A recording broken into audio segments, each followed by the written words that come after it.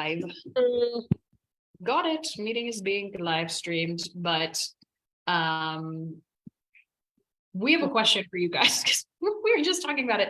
If you work from home, do you get ready for the day, or do you work in your pajamas, or do you do like the half? Like if you have Zoom meetings, do you put this together and then work in pajama pants? Because I have made it, I'm being realistic with my goals. I've made it a 2024 initiative. We're just not going to probably nail this in this year for various reasons, but my goal in 2024 is at least a couple days a week, do a whole fit, get ready, act like I have somewhere to go, and just like, you know, I feel like I'll get more done that way.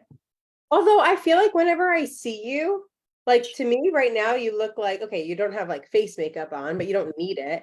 Like, I feel like you look ready to go right now. Like, I feel like I look like I just got home from the gym because I did a little bit of face makeup today. I have a little bit of bronzer on, okay, but okay. So I think yeah. that just probably speaks more volumes to like my lack of makeup skills, that I look like I didn't do anything, than that I'm just like, you know, naturally beautiful. But yeah, I put earrings on. So, and that's again more because I got 2 other piercings, and so they just looked weird being alone. So Yeah, that's why. I think your eyes close up a little bit. That's why I feel like I don't wear a ton of makeup. I definitely don't wear it while I'm at home because I just don't want to, but I at least need to have my hair done. Like, I just need to have that going for me. Otherwise, then I just feel like I am a blob. I know that's the thing, the hair, the Yeah, blowout, the hair and the blowout thing. I will pay for memberships to get my hair blown out if I needed to. I've actually never done that. Like just gone and gotten a blowout. Oh God, it's the best thing ever. And like the head massage they give you, it's better than a manicure. Like, I don't, same thing. Manicure, pedicure, like it's enjoyable for me, but it's just like, okay, done, whatever. Blowouts they're my thing. Anyway. I actually don't enjoy the process of getting my nails done, but I like having them done. Having It's them again, the illusion of being more put together. Like if I have like nubby cracked nails, like I just feel like I'm a mess. Same thing as like having my house clean. It's like, not even that like I'm just such a clean freak. It's more just like the perception of having my shit together or not, you know, like my house is a mess. If my nails aren't done, I feel like I'm just all over the place, and I can't be feeling that way. So let us know. And listen, no shame. If you're like, yeah, I get up every day and I put a full face of makeup on, more power to you, because I wish I could be like you. I wish I could do. And then I see women and I'm like, oh, you look good. Okay, great.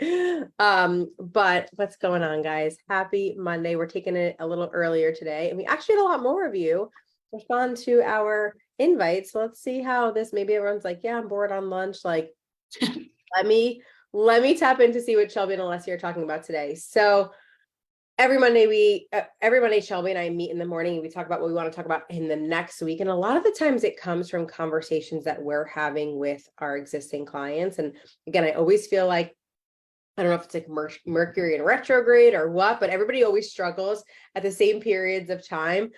They're like, you know, everyone's like, oh yeah, summertime is like so crazy, but I'll definitely be more consistent in fall. And then they don't realize like fall activities are really fucking fun. And there's a lot of things that go on in the fall, like football and pumpkin picking and alcohol and all this. And you don't realize that every season's going to have something. So I know we've talked about that before. So today we want to talk about what are things that you don't want to do if you're currently struggling with consistency right now. And as you're listening to this, I always love to have people interactive, like, oh my gosh, yes, that speaks to me so much. Like, oh my God, that's where I'm at right now. So first one I'm going to talk about is if you're particularly struggling with consistency in the department of, and it really can be anything. It's like, okay, you committed to working out 3 times a week. That's what you said you were going to do. Or you committed to a certain like calorie range for yourself because that's what you said you were going to do, or a protein range for yourself. And you've realized over the last few weeks, like, I am just not being consistent with these goals that I set for myself. How many of you have said, okay, you know what? That just means I need to go to the gym 5 times a week. Or yeah. Or like, I am not seeing any progress with this calorie goal that I set for myself. So I just am going to make it even deeper. Like, I'm just now going to eat 1,200 calories instead of like the 1,600 that I said I was going to do for myself, or whatever it might be. I said I was going to, this is a big one that comes up. It's like, I said I was only going to drink twice a week. or, I said I was going to give myself a limit of drinking, like just on the weekends, and I can't even do that. So now I'm not going to drink at all, right? Like how many of you have gone almost the opposite way, where when you're not being consistent, you feel like you have to punish yourself and then create this super, super extreme regimen. So if you're struggling with consistency already, with doing what you consider like the minimum for yourself, throwing yourself into like a punishment scarcity mindset is probably not going to be the best thing for you, because it might excite you temporarily. But if you were already struggling with the consistency with just that, what makes you think it's going to be easier to be in a deeper deficit or get to the gym? And here's the thing, you don't have to take those extremes to then see results. What you probably need to just do is be more consistent, which we're going to talk about some things you can do, but I want to really hone in on things that you shouldn't do right now, because it's just going to be counterintuitive and honestly counterproductive for you too. Shelby, any take on that? Yeah, I was just gonna say, like, I was gonna ask, and then you kind of alluded to it. I was like, why do you think that people take that approach? Like, and we can get into this. But I think you were talking about something that I want to like touch on a little bit later too, like kind of seeing some themes of when clients, whoever is struggling with consistency, sort of the things that we think that we need to do in order to kind of like right side that, but things that maybe you actually shouldn't do. So I'll go into what I wanted to talk about a bit. Okay, perfect. Yeah. So, and that's the other thing. It's like really spending more time trying to understand your thought process of like, hey, what's actually holding me back from being consistent, instead of, again, slashing it and being like, I just need to go harder because I'm not doing enough, or like, I'm not getting the results that I thought that I was going to get. This leads me to number 2. So abusing yourself kind of into that consistency, or just like, again, negative self-talking yourself of like, I'm not even, I just can't even keep up with this. So this is what I'm going to need to do. I'm going to have to be super rigid with myself because I know myself. And if I don't have someone telling me what to do, I'm not going to get it done. Or if I don't have someone holding me accountable, I'm not going to get it done. It's like, yes, at the end of the day, that's the benefit of having a coach, is that weekly accountability, but it really is guidance. Like you have to have your own self accountability, and you can have self accountability without hating yourself into wanting to make a change. We've shared this before on some of our other lives. Like, you can't hate yourself into your dream body. You're never going to be satisfied with it. It's the same concept of, you can't negatively self-talk yourself into being better when it comes to consistency or taking care of yourself or doing any of that stuff. It's literally counterintuitive. Your thoughts become your reality, right? So if you keep saying like, I just need to have a personal trainer because I can't get to the gym without having someone tell me exactly what to do and when to be there, you're always going to feel like you can't take that self accountability for yourself, and you're always relying on like an outside source to do it for you. Or, I just need someone. People ask us for meal plans all the time. Like, we will do them, but most people that ask for meal plans still don't end up like holding themselves accountable to them, because they feel like they just need someone. Well, now I need someone in the kitchen with me because I'm not capable of taking the meal plan and executing it. So like negative self-talk, or what's the word I want to say? Being hard on yourself is just a form of self-sabotage, is like really what it comes down to. So the more you do that, the more you're going to spiral in that direction. Then again, we're going to kind of like reverse all 3 of these and like, okay, so what can you do now when you're being really extreme, you're being really negative with yourself? You're like, okay, yeah, I'm 2 for 2 right now. Like, I definitely do both of these things. What can I do to be a little bit more consistent, or at least be a little bit easier? And then the third thing is go into that all or nothing mindset. And I think that's the most detrimental one, because a lot of the times I will see this happen, whether it's someone I'm even just talking to and they're not yet a client, just like, hey, this is what I'm struggling with. And they say like, I'm just an all or nothing person. If I'm going to do something, I have to go all in. It's like, okay, well, how has that been working out for you up until this point? Most of the time, those people are the ones who are doing nothing and feel like they're stuck in that nothing because they have to swing the pendulum so hard the other way.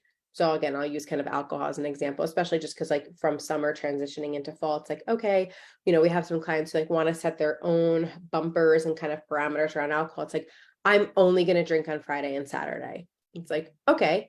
And then when they end up having a cocktail on Wednesday and they felt like they broke that commitment that they made to themselves. Well, now it's like Wednesday, Thursday, Friday. So, well, the week is already in the shitter because I had one cocktail on a Wednesday.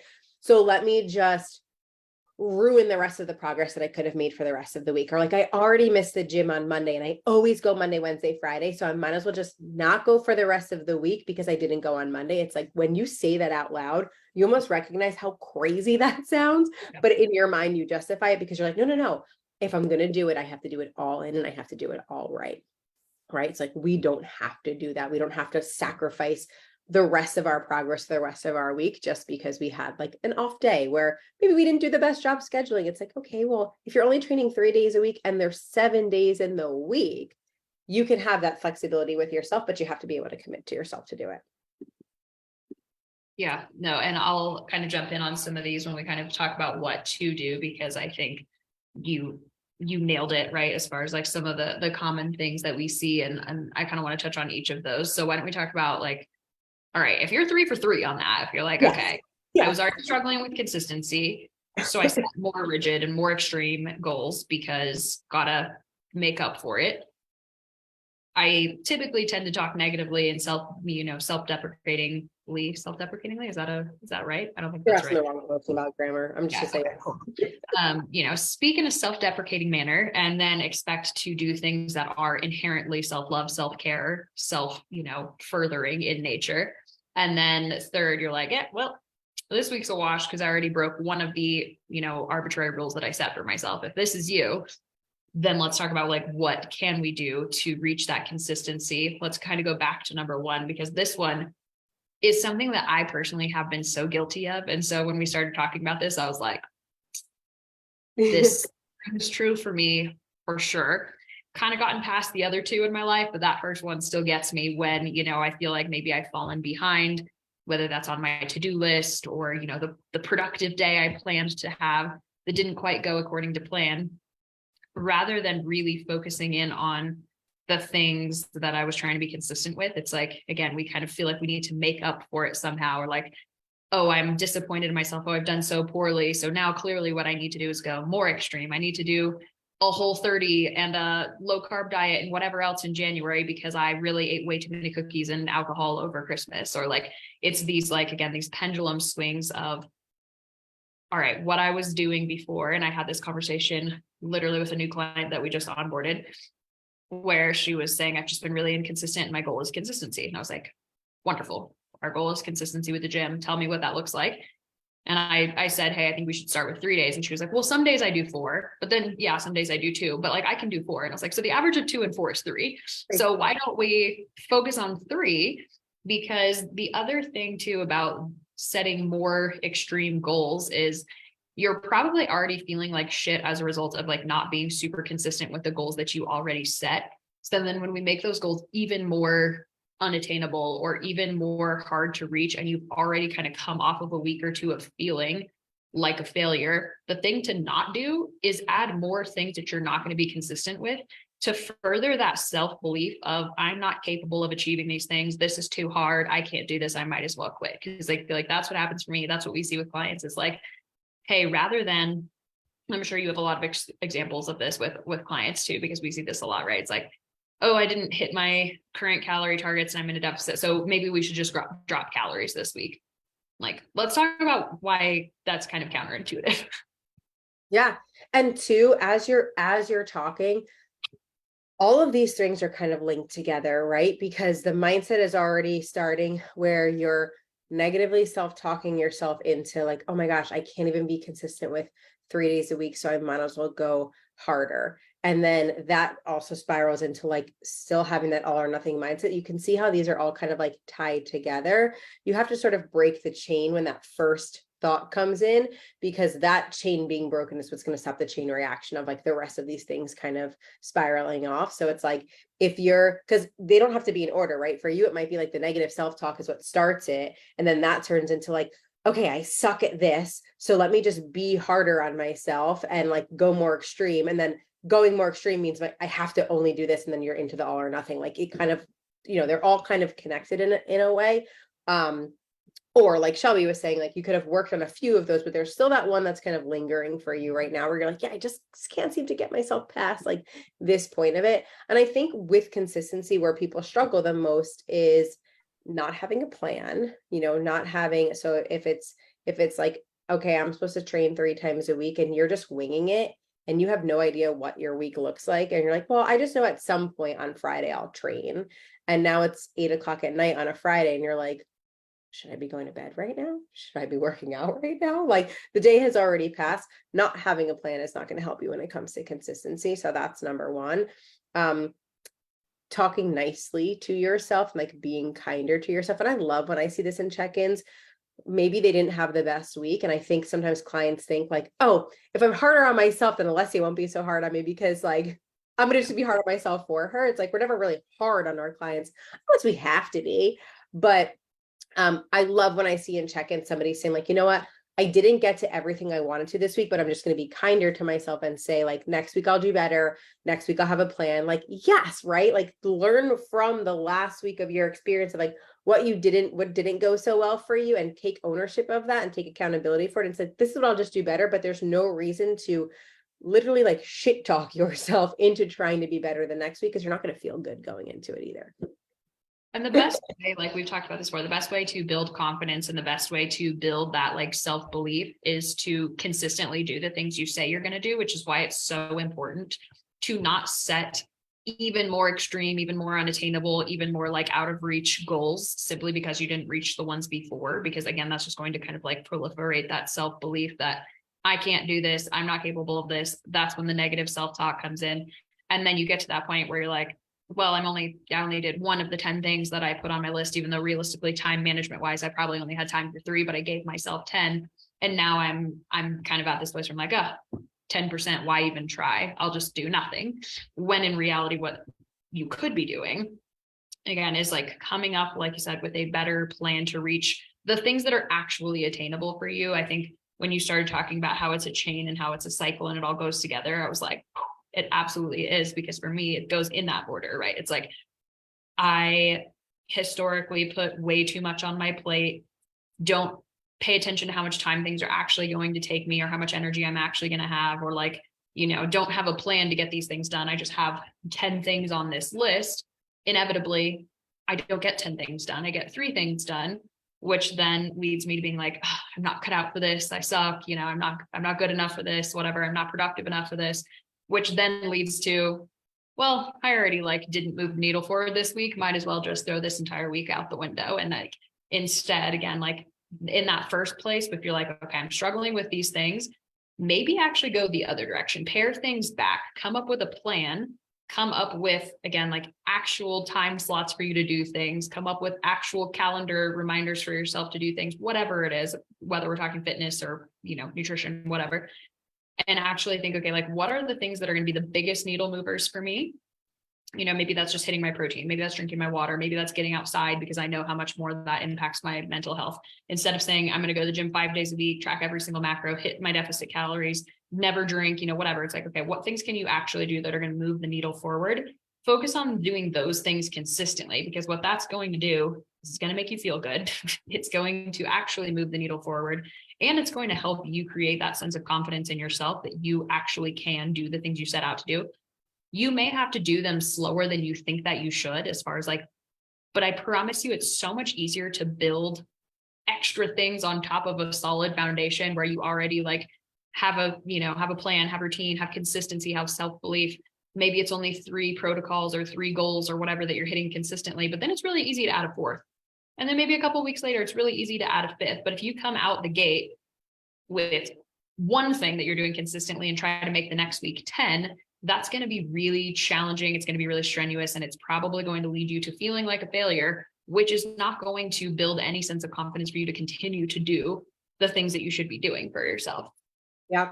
Oh, I feel like we just need to clip that right there because it's like, that's the answer to it. And it sounds so mundane and like not sexy, right? I think sometimes people are looking for this, like, I really struggle with consistency and I need like the secret sauce, and the secret sauce is really everything that you just said. And here's the other thing, you guys, when you're working on newer goals, or again, like when you're trying to change the direction that you're going in, whether it be nutrition, fitness, this could be applied to anything in life, your career goals.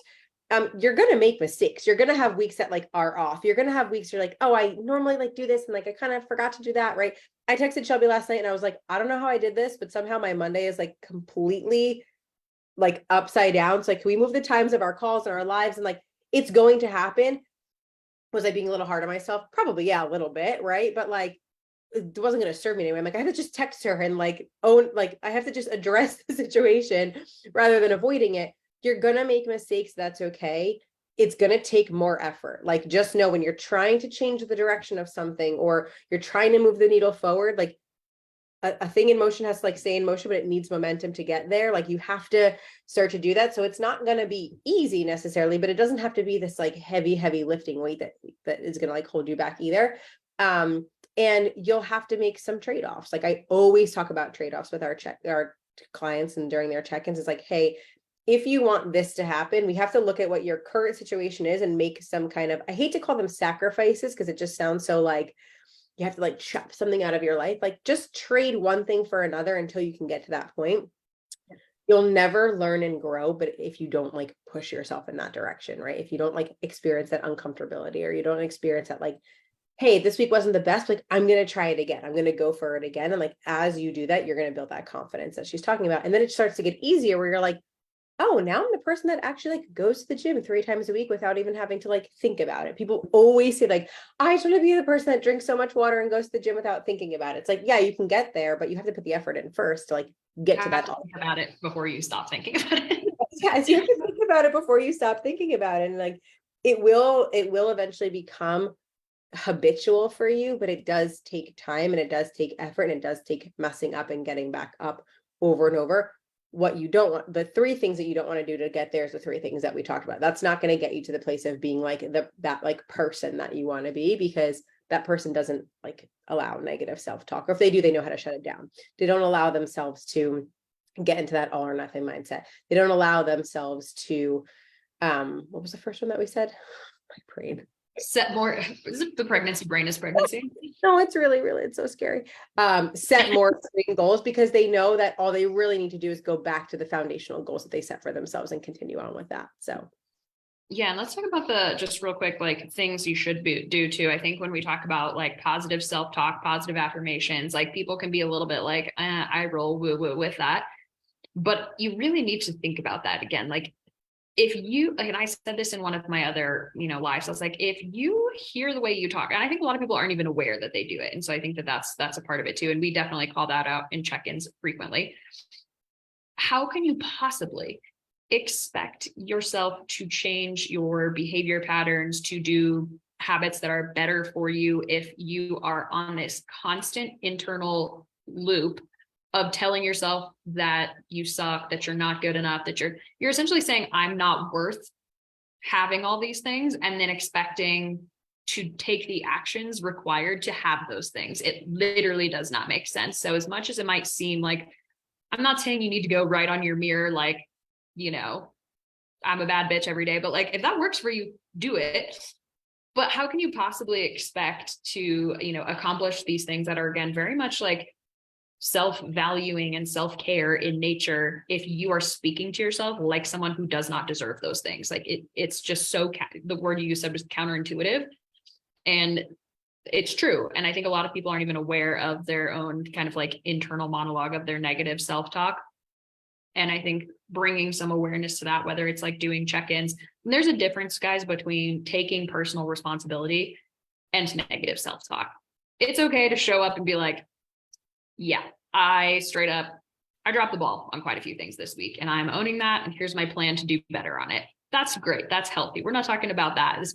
This isn't, like toxic positivity here. However, you have to speak to yourself like someone that you love in order to do things and achieve things and like live a life of happiness and fulfillment and health and wealth and value. Like, how can you hope to have a life of abundance when you are literally speaking yourself into scarcity? Yeah.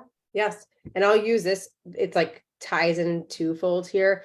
the example that I want to use with one of our clients from last week, she really struggles with the all or nothing mindset and it's been something that we're working on. So we had her start doing some positive affirmations. And even that, it was like, okay, I didn't get to do them every single day. So I made a deal with myself that I would do them at least 3 times a week. And it's like, holy hell, yes, right? Like right there is just that little mindset shift that's like, I could do them every single day, but realistically, I know right now with my schedule and just like what I'm committed to, I'm at least going to commit to this. Then I gave her some affirmations that I thought would like personally be good for her, just based on everything that we had been talking about. And a lot of it was, I am worthy of the success that I want to have when it comes to my health and fitness goals. Asking her like to journal why these goals are important to her, asking her to like think about the person that she wants to be at the end of this, right? Like I am the person who enjoys going to the gym. I love taking care of myself. I love hitting my protein goals, things like that. And at first it does feel a little bit weird to say, but that's actually just because you don't believe it.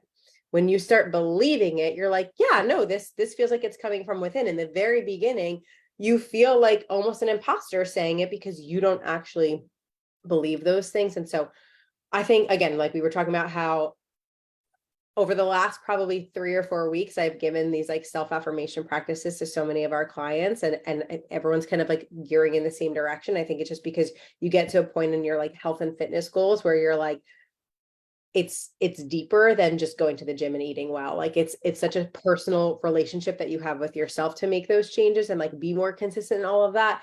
And it's not a, did I hit my macros, pen on paper, like black and white data. It's like, okay, let's dig a little bit deeper of like what's actually going on here. And a lot of the times it's just like personal self-belief or like limiting beliefs.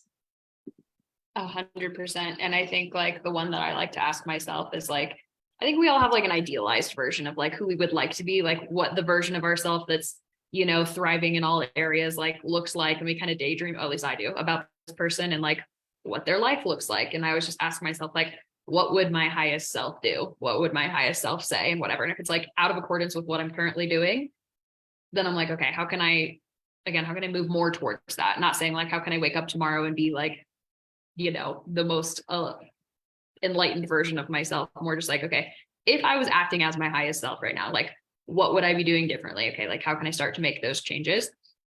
And then as far as like the all or nothing mentality, we've done entire trainings on this. And it's like so easy to say, like, you know, don't throw the baby out with the bathwater, don't like go into the all or nothing mentality, but truly like don't allow that to be a crutch for you, because I think a lot of people cling to that as like this identity of like, I'm a perfectionist is so much easier to digest than like, I'm just straight up not showing up for my goals that I said were important to me.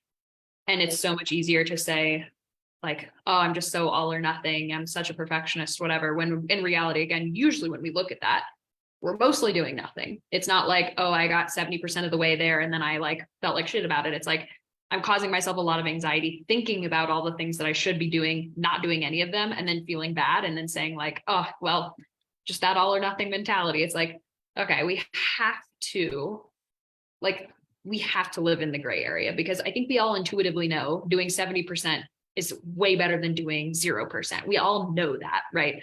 But it's just, again, it's this like identity that we've created of like, for me with business stuff, it was like, oh, I just such a perfectionist that this has to be perfect before I put it out. And it's like, no, that's not really it. I'm afraid to put it out. I'm afraid to put in the work. I'm afraid to have the success, whatever it is. You have to kind of like ask yourself, like, how is this actually serving me? Like me saying all or nothing mentality, oh, I'm just such a perfectionist, or like, oh, I just, you know, figured might as well toss the day. Like, how is that actually helping you? Like, how is that serving you? Because it probably is not at all. And so like getting real with yourself and asking like, is clinging to this identity of a perfectionist and really struggling with this all or nothing mentality, like, am I actually struggling with this, or am I just burning myself out thinking about all the things that maybe an unrealistic list of things that I gave myself to do, burning myself thinking about it, not actually doing it. And that's what's causing me to have this burnout, this fatigue, this, you know, whatever, towards my goals, towards my to-do list, whatever it is like that identity is not serving you. So rather than just claiming, well, I, you know, didn't hit these goals, so I threw it out because I'm just such an all or nothing person. Like I want you to look back at maybe some of the things that you were all in on. Are you still all in on any of those things? Because I personally am not. I went all in on so many different little side projects at various points in my life. And inevitably, that also burnt me out. It was going all in on something, setting way too, like at the beginning, setting way too extreme of goals around that, getting frustrated, getting upset with myself, deciding that wasn't for me, and then moving on and throwing it out. You don't want your health and fitness journey to feel like that. So you need to break up with that identity of someone who is just all or nothing, because it's never in your entire life served you.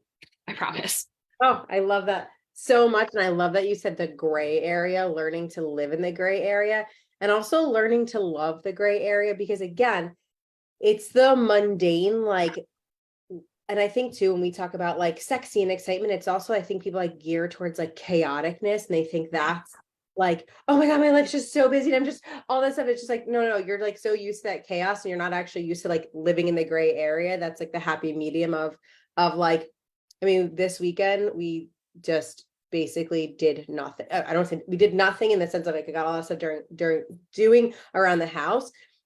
But like I still got my workouts and I did all that stuff. And it was like, I needed to be okay with this weekend not being like in the car, going to see this one, going to see that one. I'm so not used to that. And I thought it was going to be like boring. And it was just a very solid, consistent weekend. And I'm like, I kind of got everything done that I needed to do and had a good time and still enjoyed myself. So it's like, you have to learn how to live and love that gray area, because it's not going to be always super crazy exciting and like also super crazy chaotic. Just like find that space for yourself. That's where consistency lives, and that's where it thrives and can grow. Yeah, I think habits are built in the boring, mundane, day-to-day stuff. It's not in the exciting stuff. It's not in the extreme stuff. It's not in the sexy stuff. It's in the little things that you do, like just choosing to forego, drinks on your third night of the week this week and only drink twice. It's like I didn't track everything, but I did just bring my own protein source and, whatever. It's like the stuff that you think isn't a big deal that is actually like how you have longevity in, your health and fitness journey. Yes. So if you're watching this and you're like, yes, all three were me, it's okay. We have both been there. And not to say that when you set a new set of goals, you might still experience that all over again, but every time you kind of refine that tool that you can use for yourself, you get better and better at applying like, oh, I know how to be consistent because I did this for so long. I can apply those same principles to this next set. Like I'm on a whole new set of protocols for this like gut health thing that I'm going on. And trust me, there are nights where I'm like, if I just skip today's, it's not a big deal. And it's like, no, I'm like so committed to healing. But I know that from everything else that I did in my life where when I wasn't consistent, it didn't get me to where I wanted to be. So you can always apply what you've learned from and what you've grown from to not just health and wellness, but anything in your life. And let that challenge you. Like let that challenge you and let that change you. Boom. All right. I love it. Boom. We actually managed this for like 30 minutes today. We never do that. Yay, go us. Consistency. We're getting better. So thanks for watching, guys. Every Monday here. If you have topics that you would like us to touch on, please let us know. Nothing is too small or too big. Obviously, we can make everything. We can talk about anything. So let us know. We want to know. We want to hear what you might be struggling with, or also like what you feel like is working for you and like what you feel like is helping you. So we can share that as well. All right. Thanks, guys. Have a great week. Bye. Bye.